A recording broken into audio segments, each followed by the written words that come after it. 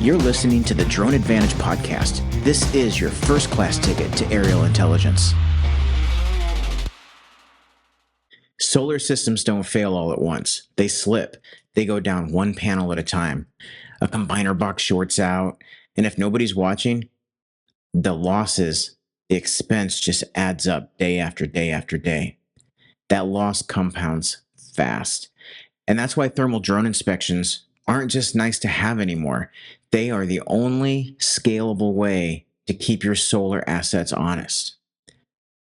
Today, we're breaking down how aerial thermography is saving clients real money, cutting repair times, giving operators hard proof of what's failing, where it's failing, how bad it's failing. Whether you manage these assets or you fix them or you inspect them, this is one of the most powerful tools in your toolkit. Have you ever wondered how aerial thermal imaging really works and how it's changing the game for solar farms? But not just solar farms, but also rooftop inspections, commercial energy management. If you've ever wondered any of this, this episode is for you. I'm going to walk you through how thermal inspections are performed, the kind of data we get from them, and most importantly, how that data translates into real-world decision-making. And just as a sneak peek, this is the last episode of Season 1. I'll get into a little bit about Season 2 and what that's going to entail at the end of this episode. I'm Rob. I'm a commercial airline pilot, FAA certified drone pilot, and the owner of the Tampa Bay franchise of Blue Nose Aerial Imaging. You've tuned in to the Drone Advantage podcast, where in Season 1, we've been breaking down how aerial intelligence has been changing the landscape of businesses all across the world and how you can use drone data to work smarter. Let's get into it. Let's get into the basics. How do drone-based solar inspections even work? Well, most commercial inspections use a thermal imaging drone, like this one, this DJI Mavic 3 Enterprise. By the way, does anybody out there name their drones? If you have drones, do you name them? Leave that down in the comments, because all of my drones have names. And you'll see on this one here, this is my DJI Mavic 3 Thermal, and it is appropriately named Heat Seeker. Anyway, just a fun fact. So we go out to the solar farms and we're doing these inspections. And what is it we're inspecting anyway? Well, we're taking this thermal camera on this drone and we're actually looking at the temperature of whatever we're looking at, in this case, a solar farm, right? So we're looking at the temperature of the solar panels and we're getting that radiometric data. And what does radiometric mean? That means that when the photo is taken, when the thermal image is taken, it's stored as an RJPEG, and R stands for radiometric. That means that every pixel in that photo has a temperature assigned to it. So when we just look at the photo, all we're going to see is just blotches of colors, right? Depending on what kind of color palette we're looking at. I'm going to show you some a little bit later in this episode. So if you are listening on Apple Podcasts or Spotify or whatever your favorite audio-only podcast platform is, I highly recommend that you jump over to YouTube, subscribe to the YouTube channel. This podcast is on video, and I am going to be showing photos and maybe even a video of some solar farms. And I'm also going to jump into a roof inspection as well. Even though this episode is about solar inspections, I'm going to jump into a roof inspection so that I can show you a report. And it's going to be a real report that I delivered to a client a couple of months ago. So anyway, so we take photos.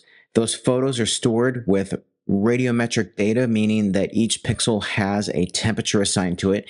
And then when we look at that photo, all we see is colors, like I said, depending on the palette. But there is software that can then read the temperature data off of those pixels.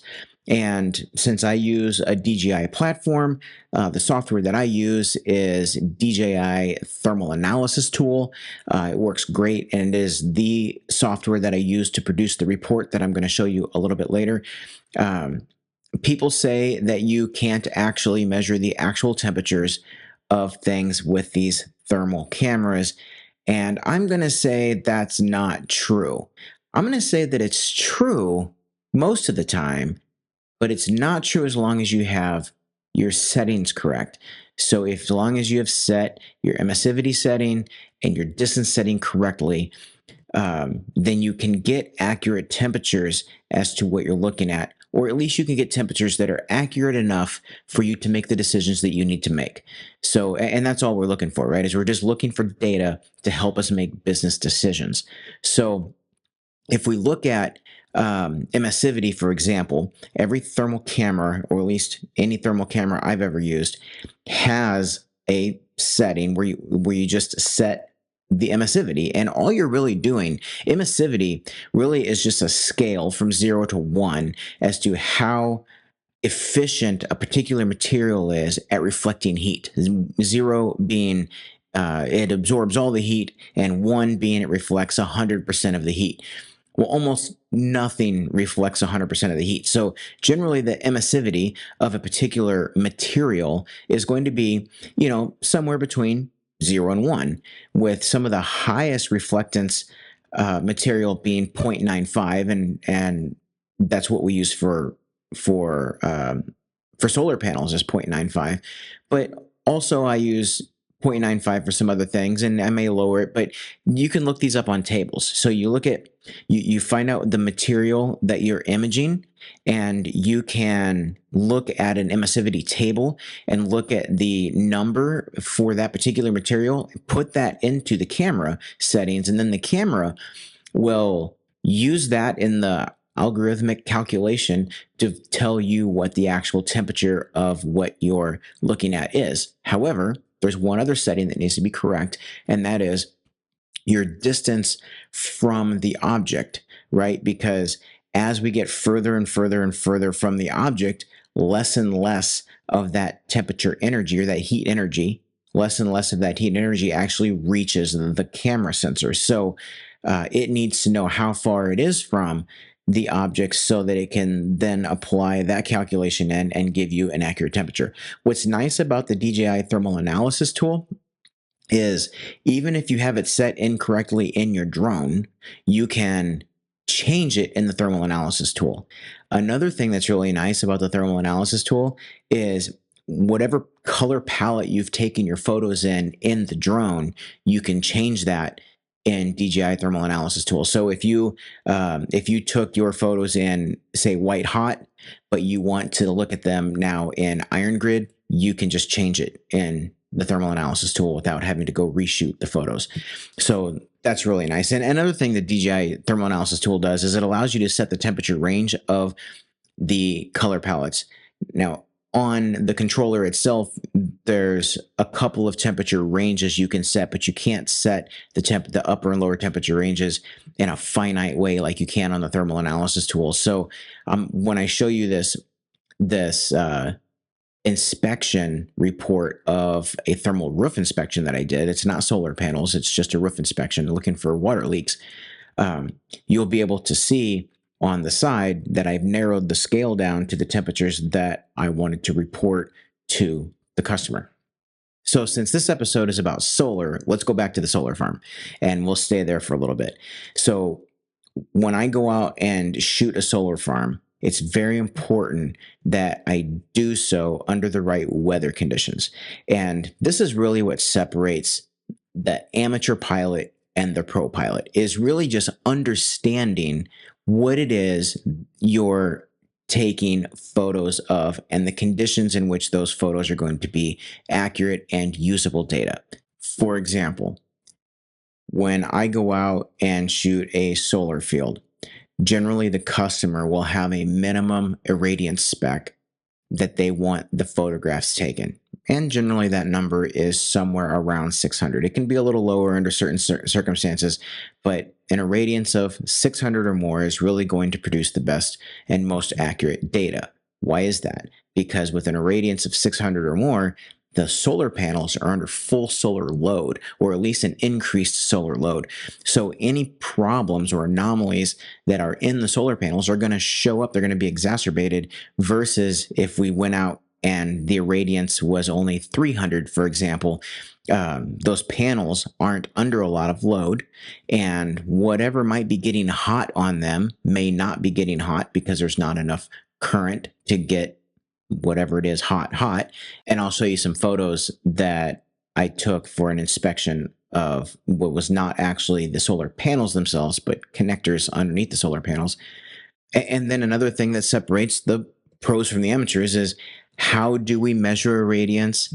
What type of equipment? Obviously you have an irradiance meter, but how do you use the irradiance meter? Because I can take an irradiance meter and wave it around the sky and get different numbers everywhere I point it, right? So how exactly am I using it? And then what time of day am I shooting? What is the sky condition like? But here's one people don't think about: how windy is it, right? Some customers will have a spec that if the wind is more than 15 miles an hour, you just don't do your inspection. Why? Because as the wind speed increases, then the things that are heating up tend to cool down, and it might hide problems. So top conditions, A1 conditions, right around noon or solar noon, right around solar noon, a high irradiance, 600 or higher, no clouds in the sky, no wind. That's your perfect conditions. Now we start from the perfect and we go down to what's acceptable, right? And I can go all the way down to, say in my perfect conditions, my irradiance was 900. That's fine. The customer's going to allow 600. That might allow for a few clouds in the sky. It might allow for me not being right at solar noon, right? But under no circumstances am I going to be, 2 hours within sunset and 2 hours within sunrise, right? Because those times the solar panels just do not have enough solar energy to show the anomalies if they have them. So knowing how to capture this data is just as important. Just like I said in the agriculture episode, we don't just have this magic fix everything drone, right? It doesn't just go out and collect a bunch of data and then automatically tell us answers. We have to know how to take the raw data and apply context to it so that we can make good business decisions. So what are we actually looking for when we're doing solar inspections?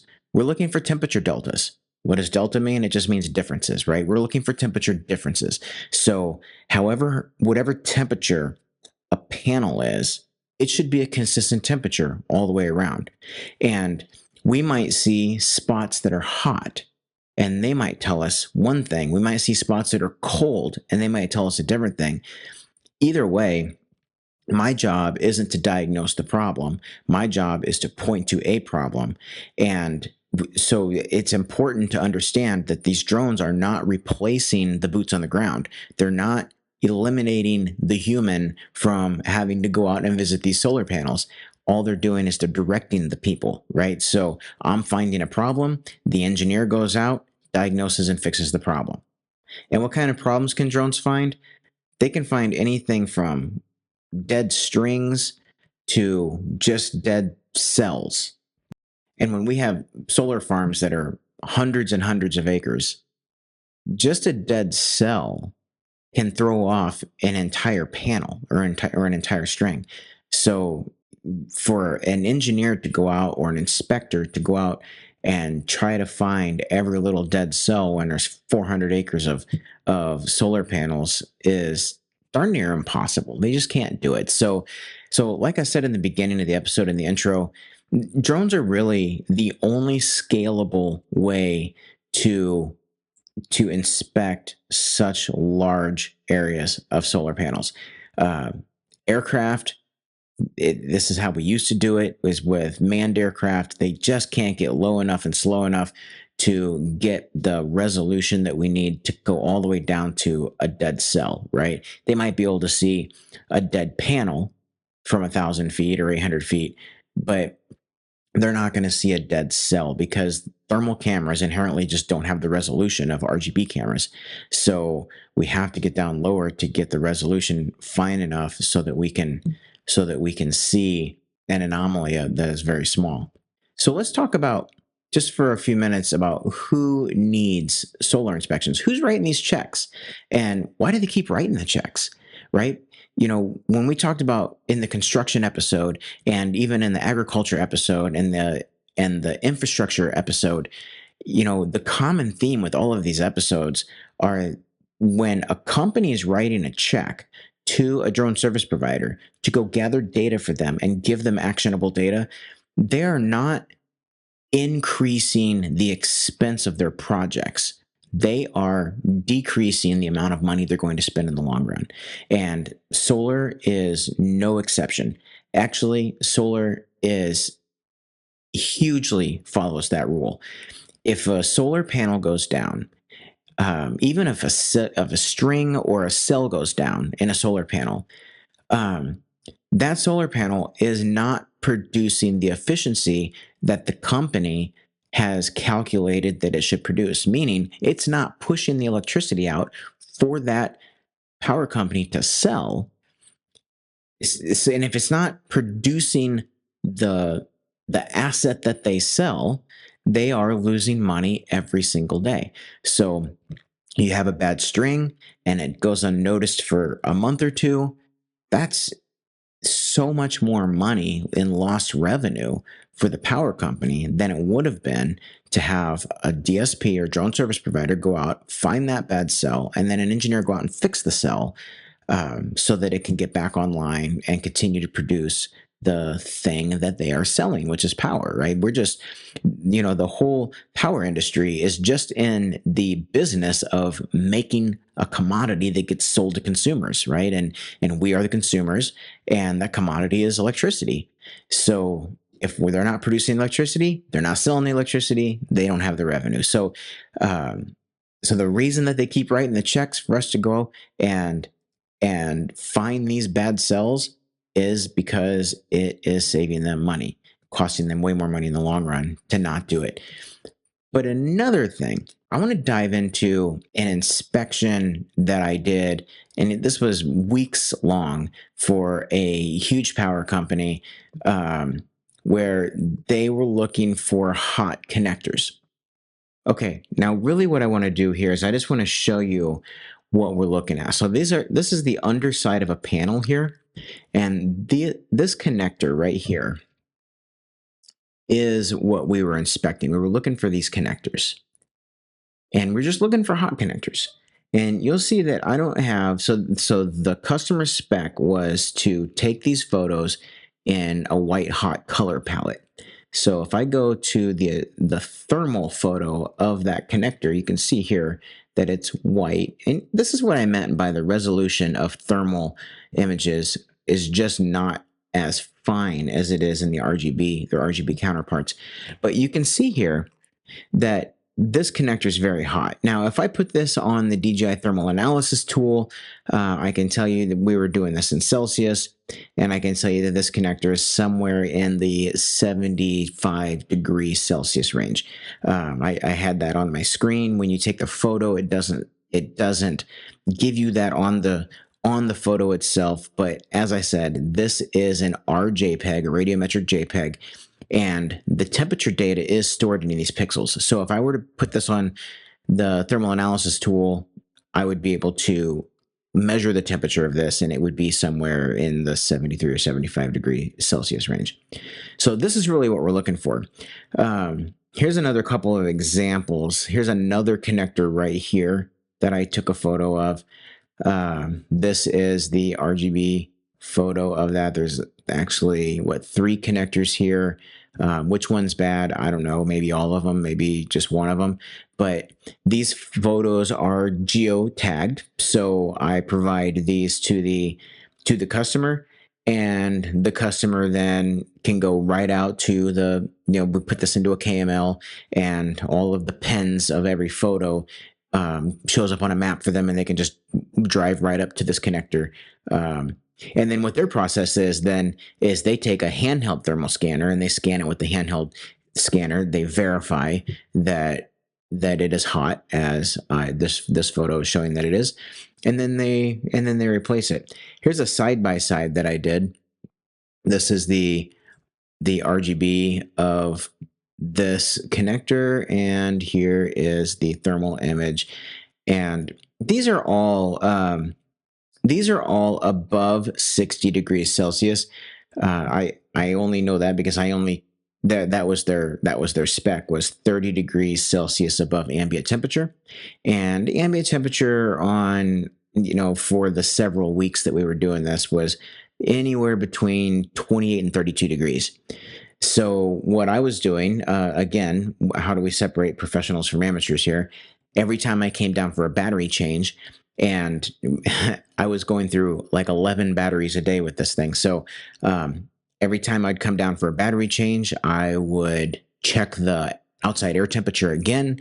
And if it had changed, then I would change the alarm setting on my controller. So when the temperature went to 31 degrees, for example, then I would change the alarm setting to 61 degrees because that was the customer spec. When it went down to 29 degrees, I'd bring it down to 59 degrees. But almost all of these pictures, all these photos were taken with an ambient temperature of 30 degrees or more. So these are all above 60 degrees Celsius. The only reason I'm not putting them on the DJI thermal analysis tool to show you guys is because it doesn't work on Mac, and I'm on my Mac here.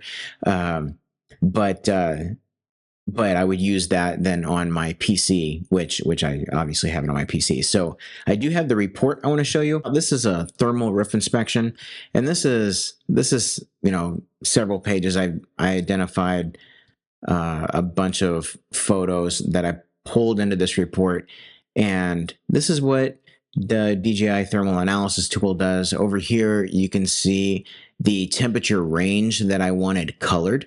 So really what this is doing is, if I take this 110 Fahrenheit and I drug it down to this 85, so this 85.2 happens to be the coldest thing in this photo, and 187.9 happens to be the hottest thing on the photo. So if I were to drag this down, basically what it does is just moves this color palette down. So this really deep purple would move down here. So in bringing this up, all I've really done is I've moved the deep purple up to 110 degrees, basically. And the reason I did that is because none of this stuff down here is actionable data. What we're looking for is, where is this roof leaking? And this is a great example, looking at this, a great example to point out how just having the photos doesn't tell us anything if we don't apply context to the photos, right? So if we take this photo, for example, I've drawn a square. The DJI thermal analysis tool is going to point out the hottest point inside that rectangle and the coldest point inside this rectangle. So the coldest point here, 126 degrees, the hottest point, 184 degrees.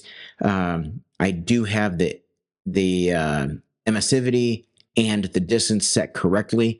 So these temperatures, they may not be accurate to the 10th of a degree. And that's where people would say, you can't actually get, actual temperatures from okay, you're right.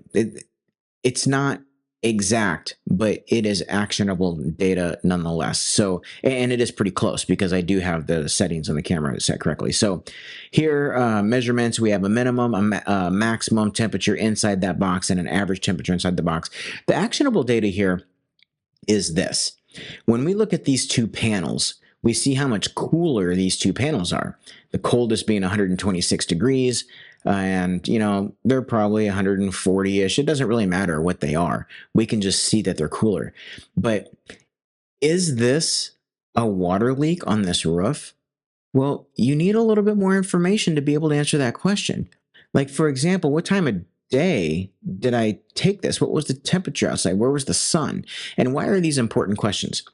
Well, it all stems back to, why does thermal imaging on a roof, why does it detect water leaks in the first place? And this is just a little bit of science, right? But we have to know this to understand how this imaging works. The way that we can tell if there's water trapped under a roof is by simply knowing that water changes temperature way slower than the rest of the roof, right? So in the morning, so all night, everything is cooled down, right? In the morning, the sun comes up and the sun starts beating down on the roof and the roof starts getting hot. Well, the slowest thing to change temperature is the water, right? So the water's going to stay cool. So if you take these images first thing in the morning or within the first couple of hours of sunlight, that's really where you're going to get this contrast of temperature and the water's going to show up cool. But if you wait until right as the sun's going down, right? Now we don't have the sun beating down on the roof. It's been heated up all day. It's had plenty of time for the water to get warm, right? But now the sun goes down, the roof starts cooling down. But what's the slowest thing to change temperature? It's the water. That means that in the evening, the water's going to show up as hotspots. So it's real important to understand the behavior of the temperature change of water versus the rest of the roof material, what time of day we're taking this photo in, and then apply that context to say, yeah, these cool areas, these are water, right? So that's why I say so often that we have to apply context. We're not just getting the data isn't the answer. The data is a tool to get to the answer. So if we take this photo, for example, and this here you have air conditioning units. These are super cool because they're running. Here's where we have a little bit of roof leakage. But if in this photo I took this last thing in the evening, right as the sun was going down, what we might think is that this is the dry roof that has cooled down quickly, and this is where the water is because it is cooling down slower than the rest of the roof. Now it would not be 186 degrees. This isn't the color palette you would see unless I adjusted this temperature range and brought it down. But that's just an example. It's not what's going on in this photo. It's just an example of how to apply context to the data. So anyway, you can kind of see that this roof is a mess here. I've got 4 or 5 boxes drawn on this one. And all this data is down here showing each individual box. So this is the DJI thermal analysis tool. And again, when we're in the tool, if we wanted to see this color palette in white hot or black hot or whatever color palette you want, we can change the color palette and then run the report. And then what would show up in the report is the color palette that we changed it to. So then the next thing people might ask, I know this is a solar episode, but talking about these roofs, the next thing somebody might ask is, why would I utilize an aerial imager for the cost that a drone service provider charges to come out and do this roof inspection when I can just get up on the roof and use a handheld thermal scanner, which is generally what a roofer would do that's not using aerial imaging. Thermal is the way to detect roof leaks. So if you're not using aerial imaging, you're probably up on the roof and you're using a hand scanner. Well, the problem is you have to climb up on that roof. Another thing is this particular roof was, I don't remember exactly what the size of it was. It was like 9,000 square feet or something like that. And I had all of those photos taken in like 10 minutes, right? So if the contractor had to get up with his own handheld thermal scanner, it would have taken way longer than that. And when we're talking about return on investment or ROI of drone imaging, we have to calculate in the time and the risk, right? Insurance companies love it if you tell them that you're going to use drones and not climb up on the roof as often. But also you're just reducing that risk of falling, slipping, getting hurt, and also, of course, the time that it takes to actually perform the inspection and then take that data from your handheld camera and analyzing it. Here, I'm able to just generate a PDF report. It doesn't take me that long to go in there and find the trouble areas and grab the temperatures off of that and then deliver this as a PDF report. This roofing contractor that I did this for, well, he loved it. He loved it. He'd never seen anything so comprehensive and just at his fingertips and like, okay, here's my decisions, right? He really loved that. So I'm gonna wrap up the solar episode, solar/thermal. I guess we kind of dove more into thermal than I was really planning. I thought I was going to stay more on the solar side, but regardless, this is all great information. If you are a roofing contractor, if you just own a house and you're watching this podcast because you're just kind of interested in drones, um, having a thermal roof inspection is so important to try to identify leaks and where they are. But also, I live in Florida, so hurricane season's coming.